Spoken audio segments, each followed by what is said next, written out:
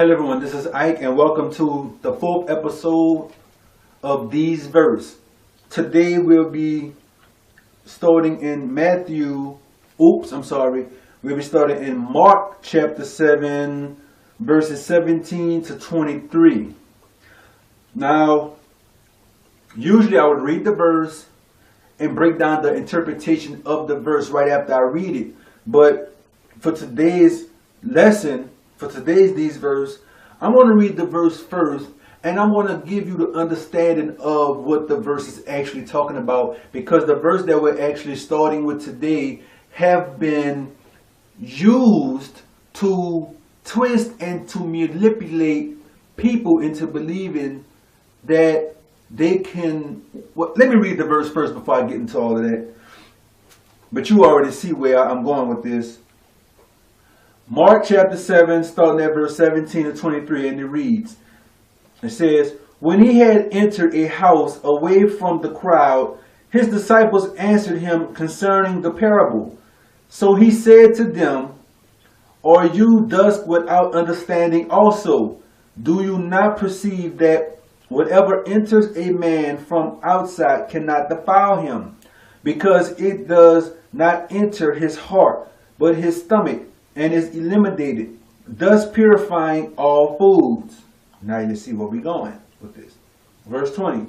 "And he said, What comes out of a man that defiles a man? For from within, out of the heart of man, proceeds evil thoughts, adultery, fornication, murder, theft, covetousness, wickedness, deceit, lewdness, an evil eye, blasphemy, pride, foolishness. All these evil things come from within and defile a man." Now, the verse I've just read is a verse that is used in the church to teach the people that they can eat unclean foods now. Whenever you try to teach someone that it is a sin according to God's laws to eat unclean foods, which are the beasts that do not chew, that do not have parted hoofs and chew the cud, the sea creatures that does not have fins and scales, and certain birds of prey we can't eat. You know, all this is laid down for us in the law about what's clean and unclean, what we can eat, what we can't eat. But the church has taken Mark chapter 7 verses 17 to 23. They'll read these verses to you to make you think that you can eat anything you want. That this is actually talking about unclean foods. But that's the reason that I have made this verse the topic of discussion today. These verse, the topic of discussion today. Because these verses that I just read to you has nothing to do with unclean animals becoming clean. It is not saying that you can eat unclean things. And every single pastor, every single Sunday church, most of them Sunday church pastors that's preaching this garbage. Those who keep the Sabbath, like let's say the Seventh-day Adventists, and let's say the Messianic Hebrew Israelites, or even the Jewish congregations, they don't eat unclean foods because they know the law. But the Christian church don't know the law. So when they read verses like this, because they lust to sin against the Most High anyway, they use verses and misinterpret them so they can do what they want to do, which is sin. So let's go to the beginning of this chapter to get an understanding of what this is even talking about. Now we're in Mark chapter 7, starting at verse 1. And we're going to read from verse 1 all the way down to verse 23, so you can get the entire, complete understanding of what this is talking about in the context that it was used in. Because see, the unskilled, wicked pastors of today that's out here teaching y'all lies and garbage, they'll take a verse that has nothing to do with the topic at hand, use that verse to make you think that it's relating to whatever the question may be. Like you could say, hey, Pastor, somebody told me that eating pork is a sin, that it's against God's commandments. And then he'll just go to Mark chapter 7 and read verse 18 to you. And he'll say, are you thus without understanding also? Do you not perceive that whatever enters a man from without cannot defile him? See, they read that one verse to you, and they're supposed to talk about that, and they think that's referring to pork. Meaning anything that goes into you does not defile a man. See, they twist in the scriptures. They apply in scriptures where it does not belong as far as certain topics are concerned. When it comes to the topic of eating unclean foods, you don't go to no Mark chapter 7, verses 18 and 19, or this whole thing that's listed today to try to tell somebody they can eat unclean foods. I prove that we're not supposed to eating unclean foods, and I go to New Testament verses to prove that.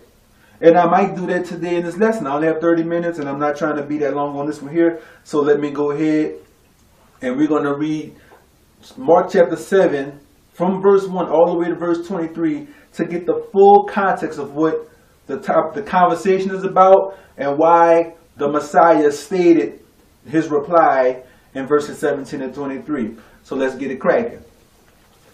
Mark chapter 7, beginning at verse 1, and it reads, it says, then the Pharisees and some of the scribes came together to him, having come from Jerusalem. Now then, they saw some of his disciples eat bread with defiled, that is, with unwashed hands. They found fault. For the Pharisees and all the Jews do not eat unless they wash their hands in a special way, holding the tradition of the elders. When they came from the marketplace, they do not eat unless they wash. And there are many other things which they have received and hold, like the washing of cups, pottery, vessels, and couches. Verse 5. Then the Pharisees and scribes asked him, why do your disciples do not walk according to the tradition of the elders, but eat bread with unwashed hands? Verse 6. He answered and said to them, well, did Isaiah prophesy of you hypocrites, as it is written, this people honor me with their lips, but their heart is far from me. And in vain they worship me, teaching as doctrines the commandments of men. For laying aside the commandments of God, you hold fast the traditions of men, the washing of potteries and cups, and many other things which you do. He also said to them, all too well you reject the commandments of God, that you may keep your traditions. For Moses said, honor your father and your mother, and he who curses father or mother, let him be put to death. But you say, if a man says to his father or mother, whatever profits you may have received from me is korb, that is a gift to God, then you no longer let him do anything for his father or his mother, making the word of God of no effect through your tradition, which you have handed down, and many such things you do. When he had called all the multitude to himself, he said to them, hear me, everyone, and understand.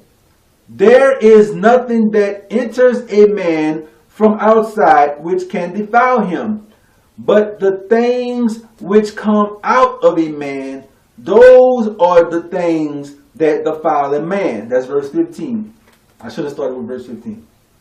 Verse 16. If anyone has ears, if anyone has ears to hear, let him hear. Verse 17. When he had entered a house away from the crowd, his disciples asked him concerning the parable.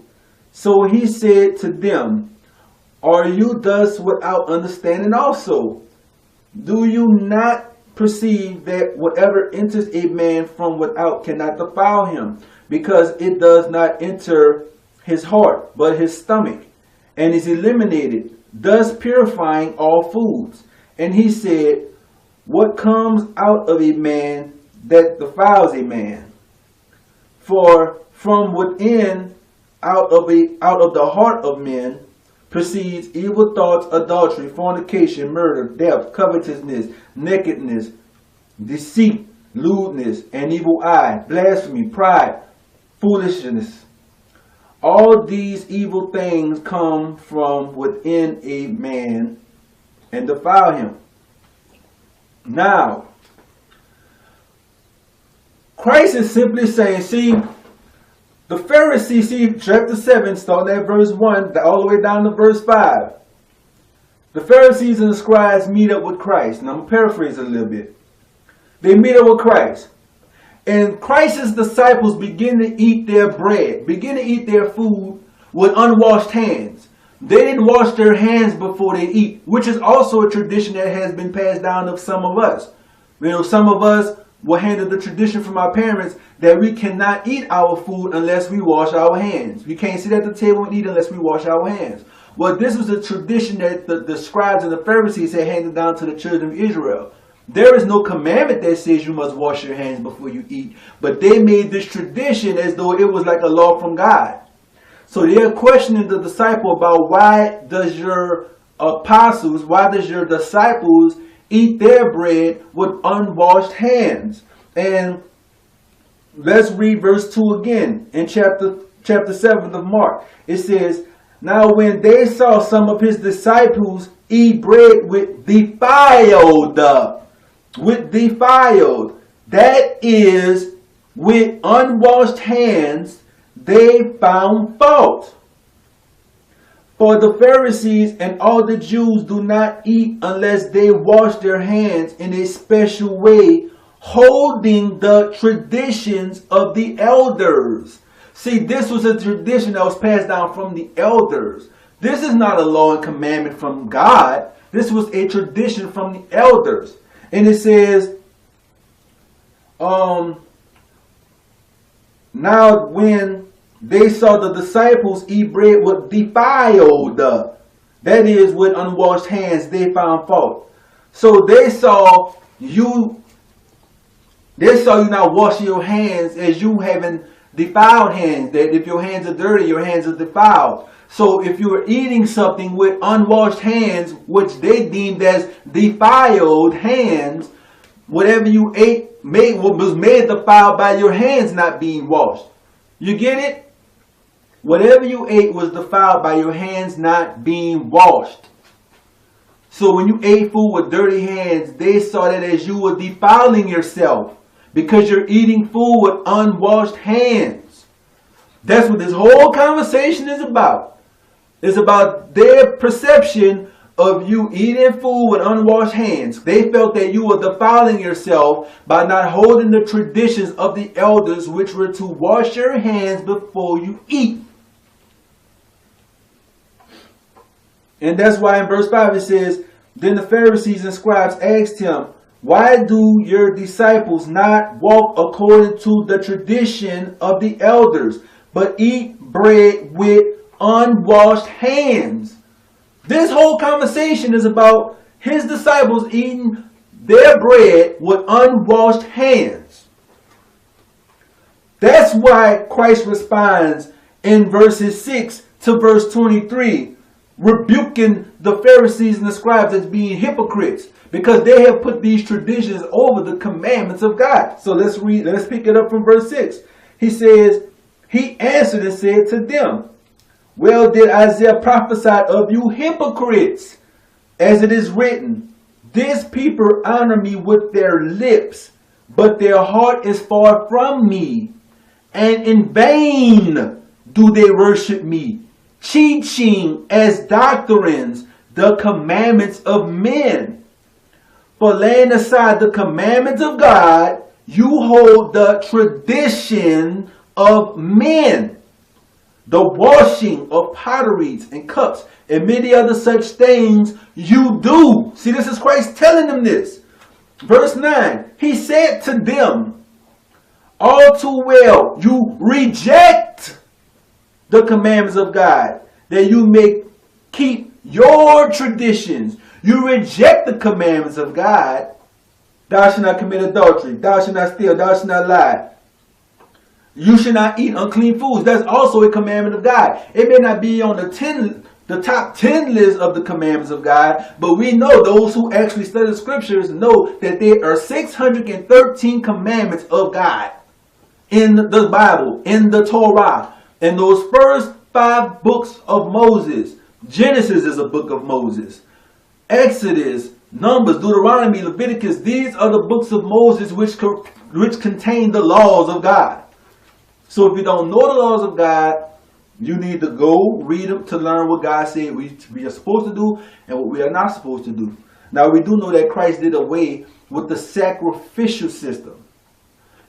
All the sacrifice and stuff was done away with. We no longer sacrifice the animals for the remission of sins. If we no longer exercise the sacrificing of sinners who commit certain sins that God said they shall surely be put to death, which Christ is about to elaborate on when we pick back up at verse 10. And it reads, it says, for Moses said, honor your father and your mother, and he who curses father or mother, let him be put to death. But you say, if a man says to his father or mother, whatever profit you may have received from me is corrupt, that is, a gift to God, then you no longer let him do anything for his father or mother. Now let me pause it, because a lot of people have a little confusion on verse 11 and 12. Okay, Christ is saying the law says that you're supposed to honor your father and your mother. And the law also says that he who curses his father or mother, let him be put to death.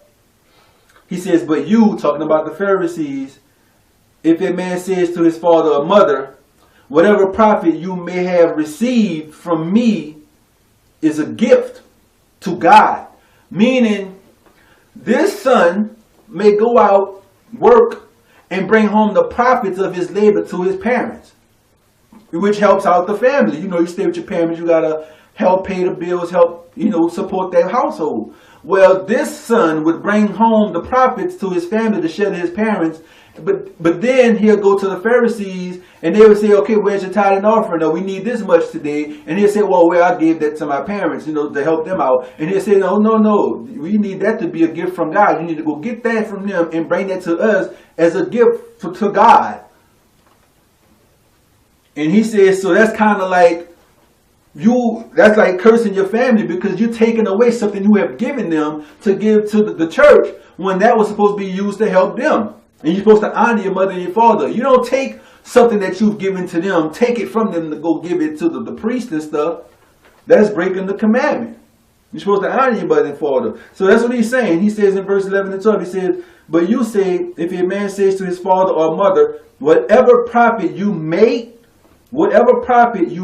have received from me is a gift to God. Whatever this profit was that I gave you, it was a gift from God. No, it was a gift to God. So he takes it back. Then you no longer let him do anything for his father or his mother. That's verse 12. Making the word of God of no effect through your tradition, which you have handed down, and many such things you do. So he's saying these traditions that y'all done made up, all these traditions that y'all done came up with, y'all are actually causing the people to sin against God. They may hold your traditions over the commandments of God. Then he goes, and remember, they was asking him, questioning him, the Messiah who came to sit down with them and fellowship with them and teach them and enlighten them about the word of God. They found fault because they saw his disciples eating bread with unwashed hands, and they brought this to him as an issue. Like, hey, hold up, brother. We came to sit down with you to understand what this doctrine is that you're teaching. But hey, your disciples are eating bread with unwashed hands. And so in their mind, through their traditions, they thought that if you ate food with unwashed hands, you were defiling yourself because your hands were unclean. See, that's the whole topic of this conversation. And that's why Christ says in verse 15, there is nothing that enters a man from without which can defile him. But the things which come out of a man, those are the things that defile a man. It says, if anyone has an ear to hear, let him hear. Now we go jump to verse 17 through 23, which is the topic of these verses. When he had entered a house away from the crowd, his disciples asked him concerning the parable. So he said to them, are you thus without understanding also? Do you not perceive that whatever enters a man from without cannot defile him, because it does not enter his heart, but his stomach, and is eliminated, thus purifying all foods? And he said, what comes out of a man, that defiles a man. For from within, out of the heart of men, proceeds evil thoughts, adultery, fornication, murder, theft, covetousness, wickedness, deceit, lewdness, an evil eye, blasphemy, pride, foolishness. All these evil things come from within and defile a man. So what he's saying is this. If you eat, because the whole conversation is about them eating food with unwashed hands. So what he's saying is, whatever goes into a man does not defile a man, because it goes into his stomach and is purified and comes out. Let me read that verse. Verse 15. Therefore is nothing that enters a man from without which can defile him. But the things which comes out of a man, those are the things that defile a man. Verse 18. So he said to them, are you thus without understanding also? To his disciples. Do you not perceive that whatever enters a man from without cannot defile him, because it does not enter his heart, but his stomach, and is eliminated, thus purifying all foods? So in verse 18 and 19, he said, if you eat, basically what he's saying, because of the Pharisees and the scribes, who were the teachers of the people. See, Christ was coming temporarily. He came to bring the new covenant and came to break down certain things that was being misinterpreted and misunderstood and was not being kept by his people. So while he was there with them, and the scribes and Pharisees had this tradition about washing hands, and in their mind they thought if you ate food with unwashed hands that you was defiling yourself. He's breaking it down to them in verse 18 and 19, saying, do you not perceive that whatever enters a man from without cannot defile him, because it does not enter his heart, but his stomach, and is eliminated, thus purifying all foods? Meaning, if you eat food with unwashed hands, it goes into your stomach and is eliminated, thus purifying all foods. Meaning, if I eat food with dirt on my hands, yes, the dirt will get on the food and go into my body, into my stomach.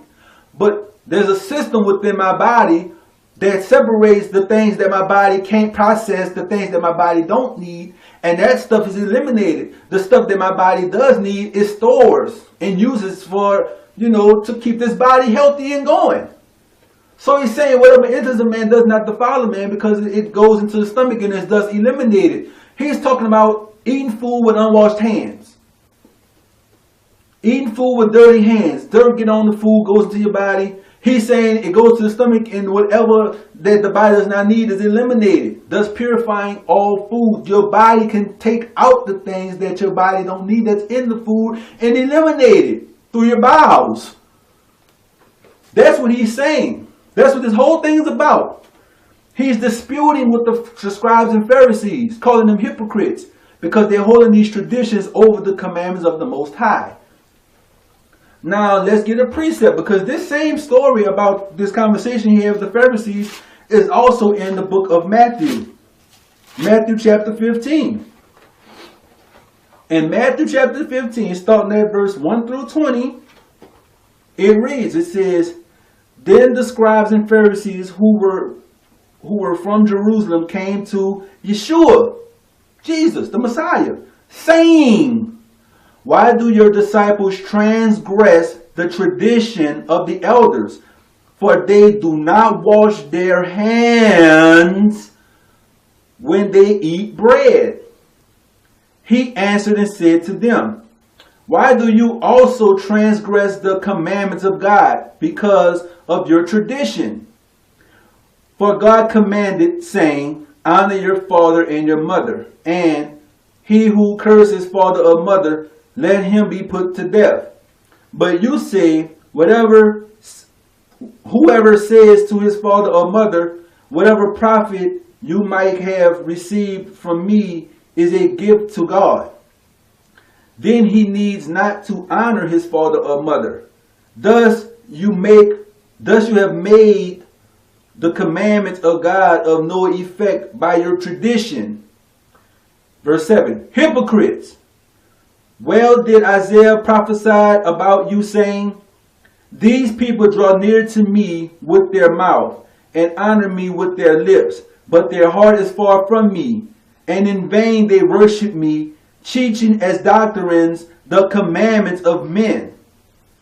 When he had called the multitude to himself, he said to them, Hear and understand. Hear and understand. Not what goes into the mouth defiles a man, but what comes out the mouth. This defiles a man. Then his disciples came and said to him, Do you know that the Pharisees were offended when they heard this saying? But he answered and said, Every plant which the Heavenly Father has not planted will be uprooted. Let them alone. They are blind leaders of the blind. He says, verse 14, Let them alone. They are blind leaders of the blind. And if the blind leads the blind, both will fall into a ditch. Then Peter answered and said to him, Explain this parable to us. Because, this parable had offended them when he said, Whatever goes to man does not defile a man. But he also said that you are hypocrites because you could reject the commandments of God, the whole traditions. So Peter says in verse 15, Explain this parable to us. Verse 16. Now this is Matthew chapter 15. Now we're going into verses 16 through 20. So Yeshua said, and I'm saying Yeshua in the place of Jesus. We know that there were no J's in the Hebrew language. We know that the Messiah name was not Jesus. His name was Yeshua. Or Yahweh to some Hebrews. So Yeshua said, Or are you also still without understanding? Do you not yet understand that whatever enters the mouth goes into the stomach and is eliminated? But those things which proceed out of the mouth comes from the heart, and they defile a man. For out of the heart proceeds evil thoughts, murder, adultery, fornication, theft, false witness, blasphemies. Verse 20. These are the things which defile a man. But to eat with unwashed hands does not defile a man. See, he's interpreting. He's breaking it down to them. The understanding of him saying what goes into a man does not defile him, but what comes out of the man defiles the man. He is talking about eating food with unwashed hands. He is not talking about eating unclean foods such as pork, shrimp, catfish, lobster, oysters, all these unclean foods that people eat. Catfish, rat, dog, cat. People eat this stuff in other countries. Verse 20. These are the things which defile a man. But to eat with unwashed hands, does not defile a man. This is what Mark chapter 7 is talking about. This is what Matthew chapter 15 verses 1 through 20 is talking about. It's talking about eating food with unwashed hands. That does not defile you. It is not talking about eating unclean foods. It's talking about eating food with unwashed hands.